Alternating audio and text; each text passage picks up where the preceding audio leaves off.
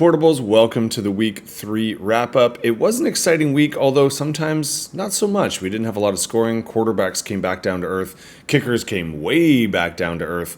But that doesn't mean we didn't have some great performances, some great scores. A few teams really go off, and a team like this guy's not at all go off. So enough about that, and certainly enough about my complaining, because I know I could continue. Let's get to some NFL wrap-ups before we get to our scores. Just the fact that I'm even using the old man Patterson with the finger on the button reference does suggest I myself am old, because I remember when The Simpsons were one of the best shows on TV and super funny and relevant, and I've been told that's probably not the case anymore. But anyway, this is a very old man point today, not one that I am alone in making, but one that you can probably hear on many other outlets. In our fantasy world and in our football world, I think the story still is the fact that we don't have many, if any, great quarterbacks right now. I actually did get in a conversation amongst a few people at work who probably consider themselves young-ish about how great it was back in the day when we had the Mannings and the Bradys and the Breezes and the Rodgers, and we listed off effortlessly about 5 more quarterbacks and saying how great it was to have so many prolific offenses. And now if you're actually watching a lot of football, it's a little bit simplistic, but I do have to think that I walked into this week with an age-old question of, is David Carr actually good, or are the rest of the quarterbacks that bad? Then, of course, week 3 hit, and David Carr does what he does, which is he takes himself out of that particular question by just playing horrible.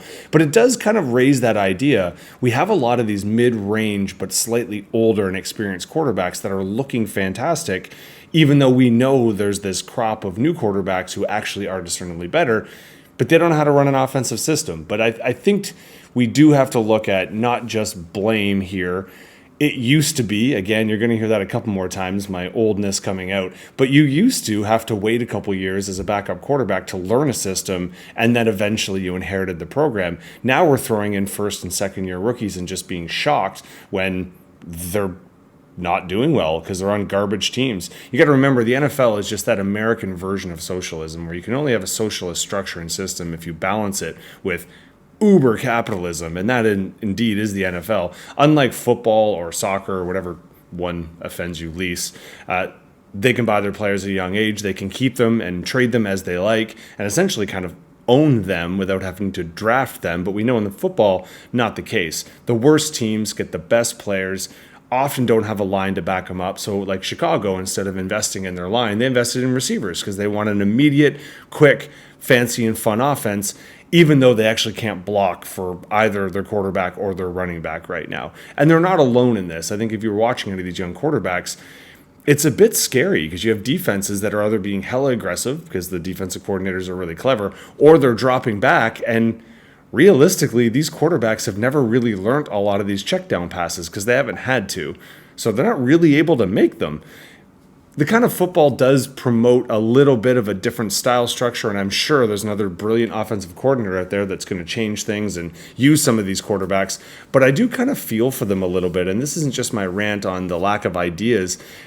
It is really just because I've watched a few of the young quarterbacks because I have some of them on my teams. Jaden Daniels is probably the perfect example of this. I mean, 2 of his first 3 games, he was able to actually have his team never have to punt, nor did they turn the ball over, and that's good. In fact, the Cincinnati, Cleveland did nothing good. Cincinnati and Washington game, both teams kind of had that. Again, that's really good. But if you looked at some of the things he had to do to extend some of those drives, involved using his feet a lot, again, can be good.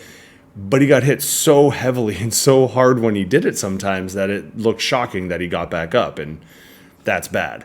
So essentially now, if you're a young quarterback, you just have to try and last long enough to maybe be okay and actually understand what you're doing. And then you get compared to some of these other old time. Bryce Young getting pulled and then Andy Dalton going in is probably just the easiest example that we all saw. And Dalton comes in on an offensive line that's supposed to be horrible, throws for over 303 touchdowns in a pretty electric outing. Now, granted, the defense might not have been phenomenal, so we'll see if he can keep it up. But someone like Sam Darnold that was considered a wash is actually looking great in Minnesota, and this is only a little after Baker Mayfield kind of had his resurgence after him seemingly flaming out. And if we think that, this is just a flash in the pan and Sam Darnold is just maybe having a couple good weeks. That's possible. He's also not the aged veteran you think of. He's only 27 years old. He's actually the same age as Joe Burrow. I think he's actually a couple months younger. So it's likely that he could be what he is right now until he turns into Kirk Cousins. Speaking of which, Kirk Cousins wasn't great when he first started, and he kind of slowly learned the system. And now he's barely able to stand up in Atlanta, and he still looks like a super functional quarterback. It's except for when he has to move and stuff. So what we end up getting on the fantasy end of things is extremely erratic scores, especially on the receiver end. For tight ends, Dallas Goedert comes out and has a week, and he's already the tight end 1 on the year after one good week. Juwan Jennings comes out and has a monster week. And then even in actual NFL standings and statistics, he's 3rd in receiving yards. But depending on your scoring system, he's a 2nd or 3rd best wide receiver, with in some cases a rookie being number 1 and a rookie quarterback being number 2, because all you need is 1 or 2, well, 2 good weeks out of 3. Obviously that would be nice, but in some cases just 1 good week and you're fine. I think right now, if you, and you're going to hear it later when we go into the leagues, if you actually have a tight end who's scoring any points, well, you don't, because none of them are doing it in any kind of a consistent rate. So what does this end up being? Again, I think we're looking old school here, or I'm feeling very old school fantasy. And this is old school fantasy, not old school streaking through the quad and into the gymnasium. Running backs seem to be the only kind of source of stability that most of these good teams actually have. Now, I mean good teams as in fantasy teams, and also good teams in actual real teams. If we look at the 5-3-0 teams, Kansas City, Buffalo, Pittsburgh, you've got Minnesota, and you got Seattle. Now, not all of them have phenomenal runners, but they do have a commitment to running for the most part, at least until, Pacheco went out, but they still gave the ball a little more consistently. Versus our 0-3, we've got Cincinnati, Tennessee, and Jacksonville, who've had nothing but instability. Could just be a fluke, could be a flash in the pan, who knows? Let's be honest, it's only 3 weeks. There's no preseason anymore, so maybe now the preseason's over. Can we start having fun watching football again in week 4? Speaking of week 4, we are going to jump, before we talk about that, onto what happened in all of our leagues in week 3. I will just mention, I think we got one more week before the buys start. I think week 5 is when the buys actually get kicked off, so just bear that in mind as you're making your lineup. But let's not get ahead of ourselves. Let's cut to our leagues and how we fared in fantasy. In a week where I was whining and complaining about lack of scores and lack of quarterbacks, Pamela certainly found a way for her first win, and she did it emphatically, taking down the previously undefeated Kelsey. How'd she go about it? I mean, you start off with quarterback 2 in Dax. She had the running back 1, and I believe he's pretty much running back 1 on the year in Saquon Barkley. And then aside from that, just solid wide receiver performances. Oddly enough, DK Metcalf in this week with 21 points did not crack the top 5, but obviously did quite well.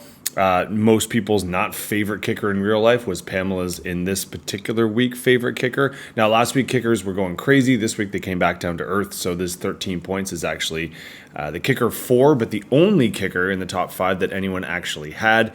And then obviously Purdy's overperformance with 3 touchdowns, and people just essentially meeting or exceeding all of their predicteds. That's the best way to do it. So it made up for Miami's lack of a defense. Her bench, she actually did have some more talent on the bench as well. Some great wide receiver performances. So I guess that's the best way you get over your top running back and your top pick going to Germany to inject whatever they inject in there to see if you can be healthy. Kelsey put up a decent fight for a while, then just kind of fell short. She did have the QB1 and the QB1 on the year in Allen, so obviously great pick there. Her running backs did fine, just didn't dominate like Kamara did the week before, and I think New Orleans offense came back down to earth. So aside from that, I mean, actually, she would have beaten a lot of teams this week because there's a bunch of us, and I say us on purpose, that did not really come to play this week. And so she's weathering a few injuries and kind of dealing with people like Laporta that did get carted off and then back on, then back off again. So knowing Kelsey, she'll bounce back just fine. She still holds a top 3 spot because she's been a high-scoring team. But Pamela, welcome to the win column, and that win was so emphatic, jumped all the way to 6th place. So congratulations. Shockingly, Randy actually did not have the top win this week, and I say that because I just did a ton of research, and every time I looked at our top 5, top 10 scores in random positions, Randy's name just kept popping up. Now, granted, one of them is her waiver wire pick. She did waiver wire pick our wide receiver one that nobody had in Jennings. That was definitely a week winner had you picked them up a little bit earlier. But she did have the number 2 and number 4 wide receivers in Chase and Rice. She was being Robinson, just kind of a neutral in terms of her tight ends. But Daniels was our quarterback 3, and if you watched that game, it was quite exciting. And then Green Bay was our defense 1, and one of the few defenses that people actually started that were in our top 5. So put that all together, 160 plus is going to win you most weeks. She is not undefeated, but she is outscoring, and we'll get to that, our undefeated player in some cases, but she'll be our strongest 2-1 and obviously gets the number 2 seed. As Jake and Paul have pointed out on the chat group, they're mad that apparently whoever goes up against them goes off, which they'd have a point, except for they were 20 under their predicted, so it's not like they would have beaten that many other teams, although I can't talk, because they sure as shoot would have beaten me this week. How'd they do so? I mean, you really had Caleb Williams. That's a positive sign for you. But other than that, you just kind of underperformed. I mean, Mason's been a huge pickup. Your running backs, neat, so good, and everyone else just kind of middled in the middle there and giving you performances that were not necessarily outstanding. Your running backs, I would say, were your least kind of productive. You had Hall hitting it, Jacobs, Mason, and then even your bench kind of underachieving a little bit. So you can bounce back. It is true. It is nothing more frustrating when your points against are quite high because it's not like you can beef up your defense. But on the plus side, if you're scoring a lot of points, and obviously you're doing quite fine because as 1 and 2s go, you're still in the top 5. So as long as your luck doesn't keep, or your luck can change, who knows, maybe in future weeks, so people start tanking against you. And Randy, great start. Congratulations on the top 2 seed. For those following this matchup, it was actually quite tight for a long time. The predicteds going back and forth, and then Jackie just kind of fell off the wagon. And certainly, Highland Vincent did not. Jackie, I think your quarterbacks did eventually hurt you. Now, you did make the right start in Darnold, and you took Stafford out, but Stafford would have been just better than Baker. Tampa Bay really did come back down to earth against Denver. But let's be honest, your running backs did fine. Kyron Williams, who I was not huge on coming in with that offense, all of a sudden had a monstrous second half in the Rams' comeback against San Francisco. And Jones did just fine for you. Kai Williams was our running back 3 on the week. But check out those 2 bagels. Not going to do a whole lot when you have a tight end. Now, granted, most tight ends did not do amazing. But then your flex, you got to get more than 0 points in those combined. And now flip the script here. The flex didn't go off, but Jake Ferguson sure did. That was a 3rd tight end overall. Henry being a running back 2. Burrow putting up a great fight. And then quarterback 4. So you see a lot here was done late. But that's why, like I said, it was close until it certainly wasn't. Now, this could have been a lot worse. Our tight end 1, Dallas Goedert, was on the bench. McLovin and Rodgers had great performances as well. So this actually could have been a bit less close overall. Here's hoping for you, Jackie, that your wide receivers wake up. Although Hill, that's such a dagger on that one. Him not having a quarterback to bounce back with. But your team is deep enough. I think you'll be fine.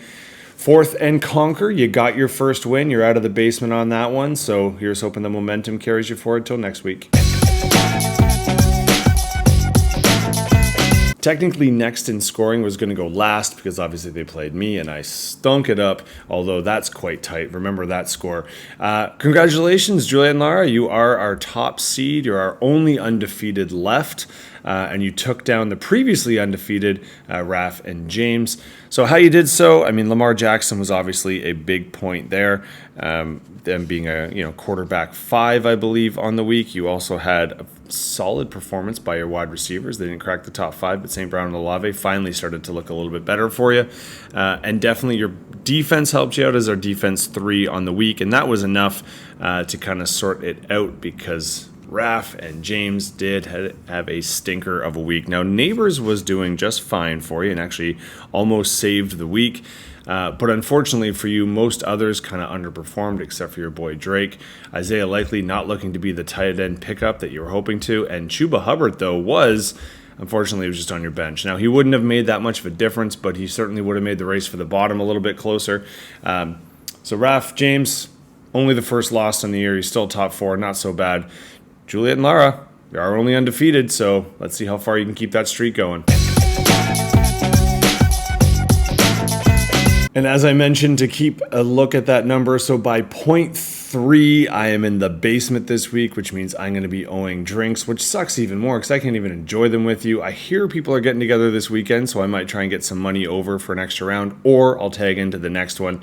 Either way, I'll make sure it happens. I could have bought one of you drinks live. We tried to meet up while Hell was in Bangkok, and maybe that's it. Maybe he stole all the wins from Bangkok last weekend, so I couldn't get any. But unfortunately, it didn't quite happen out. Turns out I'm about an hour out of the city, and I guess that's kind of tough. Anyway, enough about me, because I really don't want to talk about my team anymore. I had one person go over their predicted, and it was Montgomery. So, wah-wah. Now, if I could help, though, our returning champions get their confidence back, then I guess all is not for loss. So there we go. Team Kickass, you're back on the winning board. How you managed to do so? I mean, some great performances. Taylor was our running back 4. There you go. Sorry, I had to look that one up. Cooper and Jefferson not on their top 5, but certainly was the kind of performances you were hoping for. And then Zach Moss having a great performance again, not cracking top 5, but certainly something you got to be happy with. Taking a look at your bench, you made most of the right calls. Eckler is the only downside heading into this week. It looks like he's in concussion protocol. Don't think he's traveling with the team. So that kind of stinks. And then we'll just forget the fact that I put one of the top 5 defenses on the bench, because it wouldn't have helped me win, but it certainly would have helped me not have to buy drinks this week. So I'm just going to move on. I'm pretty upset about it, but congratulations, Team Kickass. You're on the board. So in a weird twist, we do have our undefeated, and we got a couple 2-1s, but normally by now we at least have one team with no wins, but we sorted all that out this week. Apparently we're a team or a league of parity. Took us a few more weeks last year to get everyone with their first win, so that's always nice. Although I should just say, as I scroll back down, you can see here the tiebreaker is points 4. Points against don't matter so much. Obviously, though, that helps with your wins and losses. And it is top 6, so just pay attention to that, although we got many, many more weeks to go there. If we fast forward to week 4, a bunch of good matchups as always. Looks like it's going to be my job to try and take down the top seed, but we have a lot of kind of topsy-turvy seeds. We have only one 1-2 matchup, which, considering the sheer volume of 1-2 teams, seems like kind of an anomaly, doesn't it? I would assume there's going to be some last-minute tweaks, so let's not obsess over the points for and against, but instead, let's just push on to the week 4. There it is, crew. Week 3 is in the books. We look ahead now to week 4. Nothing really too funky. This should be coming out just before the Thursday nighters. For all the Dallas, New York rivalry fans, you should get a decent game. And the only other hiccup is, once again, for no particular reason, we're looking at 2 Monday nighters. So yay. I guess last week one was good, one was bad. We'll see if we keep that kind of party going, and matchup wise it kind of looks that way. Bye weeks aren't until week 5, so enjoy it while it lasts, and best of luck in week 4, everyone.